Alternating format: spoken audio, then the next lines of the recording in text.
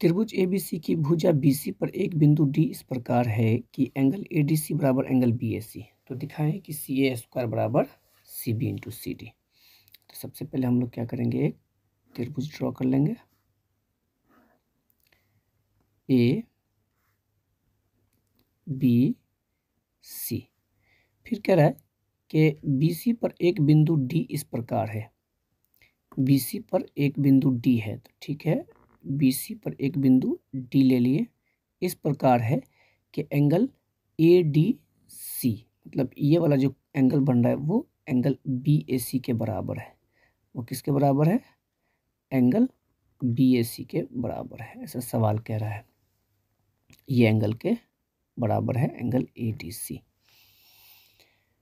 तो हम लोग क्या करेंगे, ट्रायंगल ए बी सी और ए डी सी को समरूप साबित कर देंगे, सिमिलर साबित कर देंगे। क्यों? क्योंकि हमें सी ए स्क्वायर चाहिए और सी A square A B C और ए डी सी दोनों में ये ए सी कॉमन आ रहा है।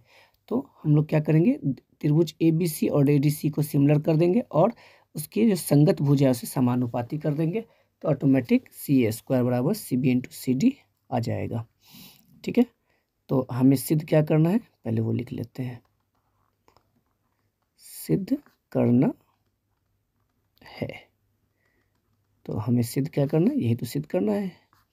लिख दीजिए सी ए स्क्वायर बराबर C B into C D. ठीक है, तो सबसे पहले हम लोग आ जाते हैं प्रमाण में। क्या करेंगे, त्रिभुज ए बी सी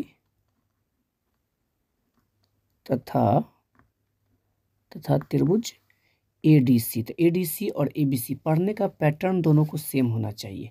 तो एक छोटा सा रफ कर लीजिए। जो एंगल कॉमन होता है तो वो अपना जगह नहीं बदलेगा, वहीं पे रहेगा। अगर इसको हम ए बी सी पढ़ रहे हैं, पहले एंगल ए पढ़ रहे हैं, तो एंगल ए के बराबर एंगल डी है, ऐसा सवाल में दिया हुआ है। एंगल डी के बराबर एंगल ए है, तो अगर पहले एंगल ए इस ट्रायंगल का पढ़ेंगे ए बी सी का, तो ए डी सी का एंगल डी पहले हम लोग पढ़ेंगे। तो चलिए ठीक है, डी को ए की जगह पे बैठा दिए। अब क्या बचता है, तो ए और डी और सी हम लोग बैठा चुके हैं, बचा ए, तो यहाँ ए यहाँ आ जाएगा।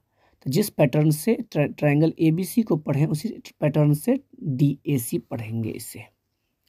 तो ट्रायंगल डी ए सी में इस दोनों में क्या है, तो इस दोनों में हमें मालूम है एंगल बी ए सी, इसका ये एंगल, जाहिर सी बात है जब इसका इस ट्रायंगल का ए बी सी का एंगल ए लेंगे तो इसका करस्पॉन्डिंग एंगल कौन है, डी लेंगे।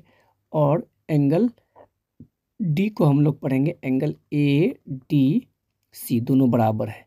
ये कहाँ से, तो ये हमें प्रश्न से मालूम है कि दोनों एंगल बराबर है।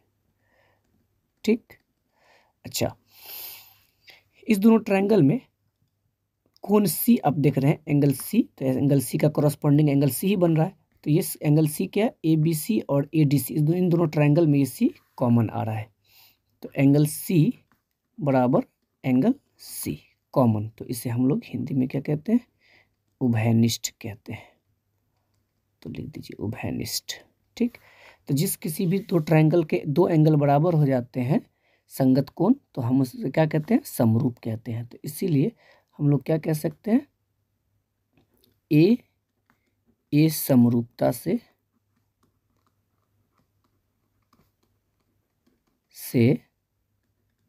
त्रिभुज ए बी सी समरूप है। ये समरूप का चिन्ह है, त्रिभुज ए बी सी समरूप है त्रिभुज डी ए सी के। ठीक, और जब समरूप हो गया तो हमें पता है समरूप त्रिभुज के संगत भुजाएं समानुपाती होती है। तो हमें क्या चाहिए, सी ए स्क्वायर चाहिए। तो अगर इस ट्रायंगल का सी ए लिया जाए तो सी ए का करस्पॉन्डिंग क्या होगा, सी ए का करस्पॉन्डिंग सी डी होगा, तो बट्टे में सी डी बराबर। अच्छा, अब सी ए गुने सी ए होगा तो सी ए स्क्वायर बनेगा ना। तो हम लोग ट्रायंगल डी ए सी का जो भी वैल्यू है वो नीचे लिख रहे हैं भुजा को। तो अगर इस ट्रायंगल से सी ए लिया जाए तो इस सी ए का करस्पॉन्डिंग क्या बनेगा, सी बी, तो ऊपर जाएगा।